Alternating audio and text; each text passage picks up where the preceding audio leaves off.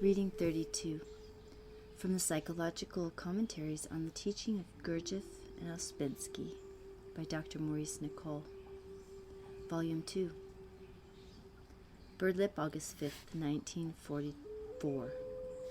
Introductory Note to Commentary on Will. 3.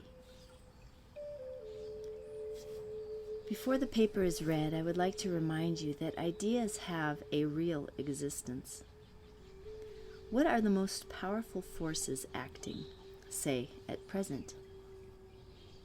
Ideas and the clash of ideas. Now, the ideas of the work are such that if you have something in you that can receive them, they begin to act on you. Modern psychology does not teach the difference between certain ideas, nor does it understand the reality of ideas. Ancient and medieval psychology, as Mr. Ouspensky said, understood better.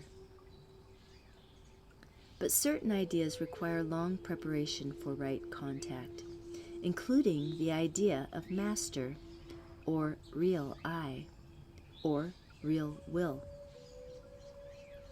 First, a definite teaching, a definite knowledge is required and must be studied. Every idea is a delicate machine, liable to act wrongly if it is wrongly handled, as say, by false personality. Unskilled handling of an idea may result in an explosion. Also, wrong reasoning, formatory understanding, the literal, logical level, can destroy ideas or turn them into something dangerous. Some ideas can reach to the depth of the soul and leave a trace, even in early life. But a wrong trace may be left. The whole work is to prepare people for the reception of higher and subtler influences, that is, ideas. Its knowledge must become your knowledge, that is, if you really want the work. For a very long time one has to study the work, make efforts, think of and nourish it with the most genuine parts of oneself. Then one may become aware of being in contact internally with its ideas.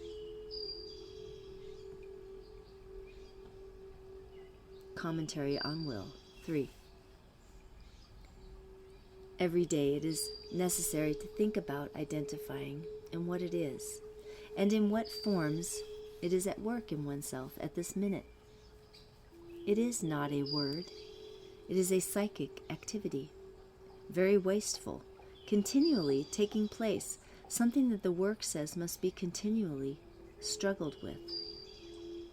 We lose force by it. If we knew for certain that there was another and better world and had seen it, we would not be drowned so much by the events of this very imperfect one. If we knew we were in a strange and dangerous country, we would be careful how we acted. Would it not be wonderful to know for certain like that? By our knowledge and certainty, we would be protected from identifying in the way we do with everything and everyone. Since the emotional center has in it the center of gravity of will, we can realize that identifying is not likely to lead to any contact with real will or master. We are told we really only know the emotional feeling of being identified with everything and everyone. The emotional center is swamped with identifying. It is not that we identify merely with our negative emotions, but with all such emotions as we have. By this identifying, which sometimes takes the form of a continual sense of worry and anxiety, the right working of the emotional center is prevented. Force is continually lost. Wrong inner chemistry is set up, and wrong connections are made between centers. Whatever we identify with, we are under the power of. But if we had real will, if this master the work speaks of were sitting in the carriage and the driver heard his voice and obeyed him, we would no longer be under the power of what we identify with, but under another power, having nothing to do with being identified.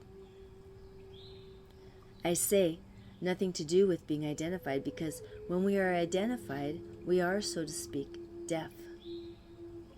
One cannot, for instance, hear the work when one is identified. To obey the master would be to obey the work. To obey the work would be to have will. The work tells us not to identify, first with ourselves. Suppose we try, after seeing a little, what this command means. A small part of oneself awakens to the influences of the work. Of course, this is not yet real I. This is a few I's comparable to the stage called deputy steward.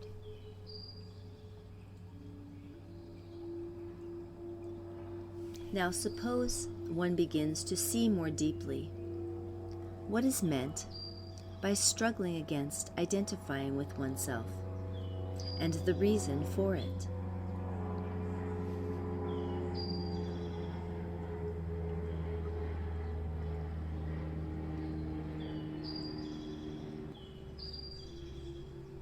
Then the matter is no longer a question of obeying something you heard from outside, some commandment, a truth entering by the external senses, but becomes something better understood from within.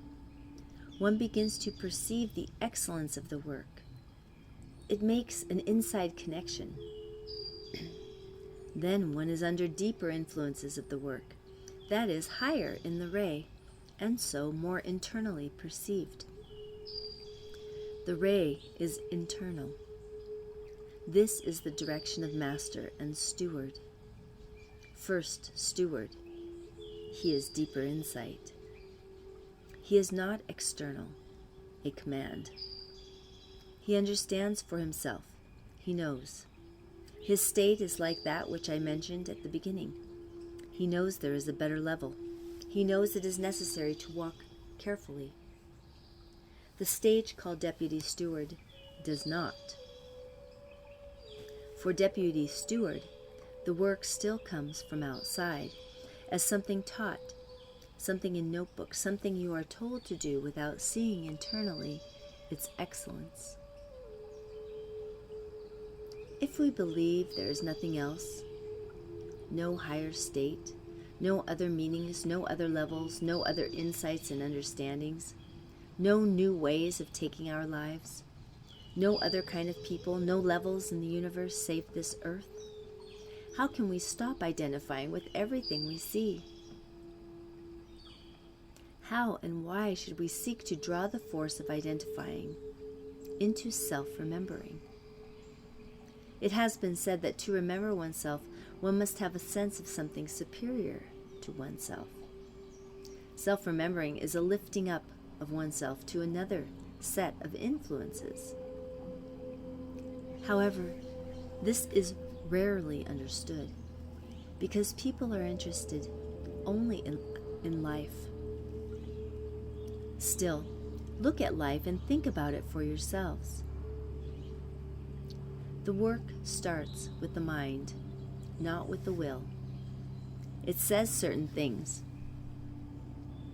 These things refer to the mind at first, to thinking.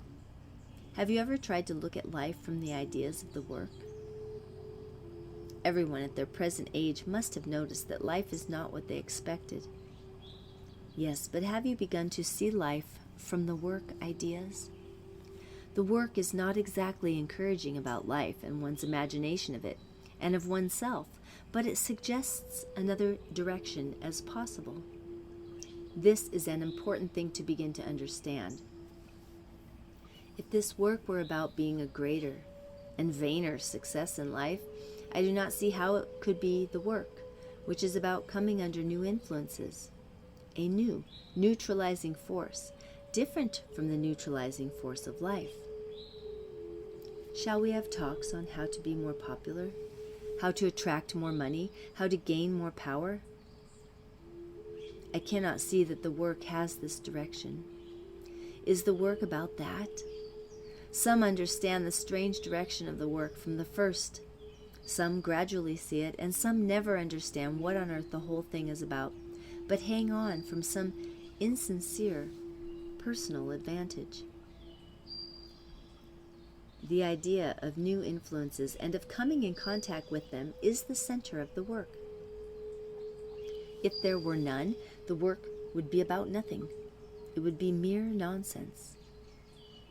However, the work is actually about something real, because higher influences exist, and contact with them depends on inner change, not imitated change, not pretended change. This smells. But it is impossible to deceive the work. When one eventually becomes sensitive to psychological bad smells, they are not a thing of which one particularly likes to become aware. In the function of will, a great deal depends on realizing oneself and seeing from what any momentary will comes. Say that you want to have will in some real sense, and suppose you know nothing yet of yourself. It will be own will or self-will, some form of having your own way towards life or other people. You cannot possibly begin to have real will as long as it goes in this direction, having more power, more possessions, more this, more that. This is not the direction of real will. It cannot work in this direction, for real will knows nothing of the external world. This is the secret. It comes from the upper triangle, which is merely a point in the lower.